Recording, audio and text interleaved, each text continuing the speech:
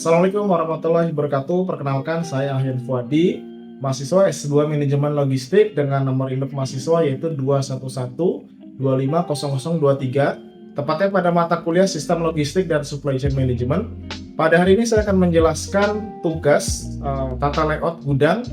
Mohon masukan lebih lanjut kepada Bapak Profesor Agus beserta rekan-rekan S2 Manajemen Logistik lainnya. Selamat menyaksikan.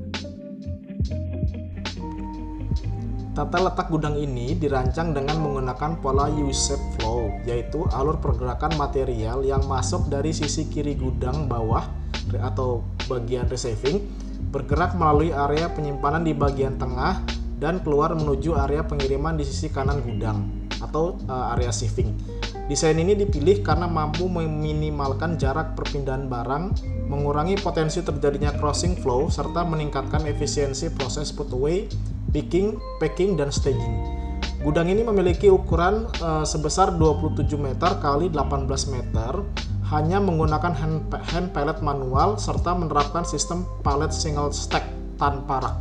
Oleh karena itu, seluruh zona penyimpanan disusun secara horizontal dengan memperhatikan kebutuhan ruang untuk manuver alat angkut, posisi tiang atau tiang bangunan, serta jalur pergerakan barang. Setiap area dirancang sedemikian rupa agar aktivitas inbound storage dan outbound dapat berjalan dengan lancar tanpa saling mengganggu.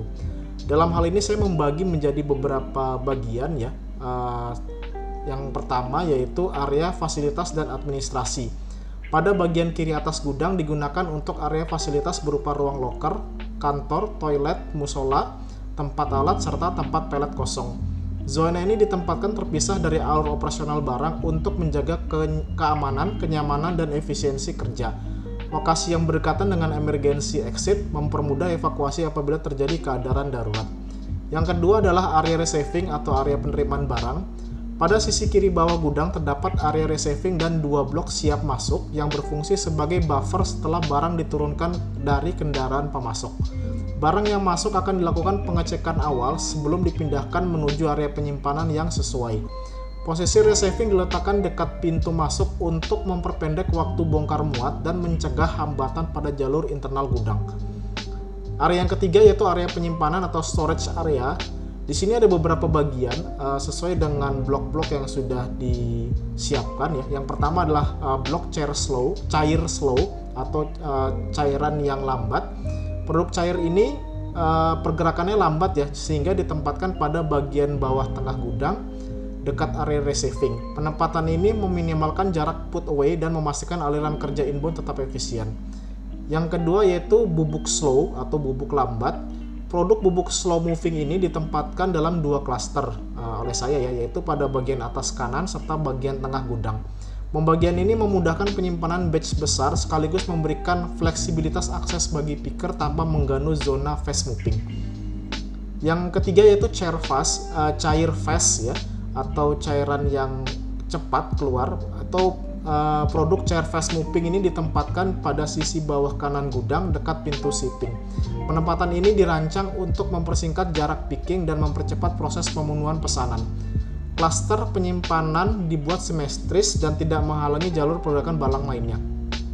Yang keempat yaitu barang promosi dan juga barang rusak. Kedua kategori ini ditempatkan di bagian tengah kiri gudang karena memerlukan pengawasan dan penanganan khusus. Posisi tersebut memudahkan akses dari receiving serta memisahkannya dari alur picking fast moving agar tidak terjadi hambatan. Selanjutnya ada area packing atau area persiapan pengiriman.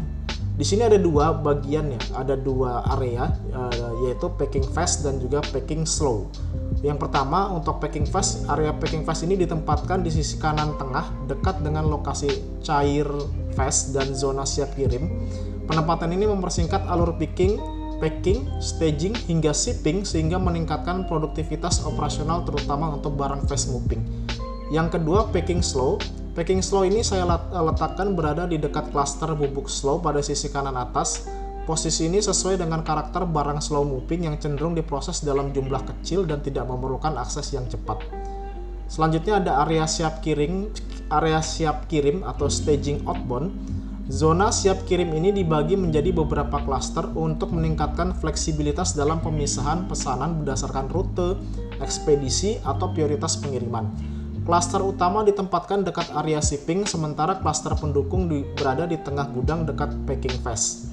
Pembagian ini memungkinkan untuk truk melakukan loading tanpa mengganggu aktivitas picking di area lain.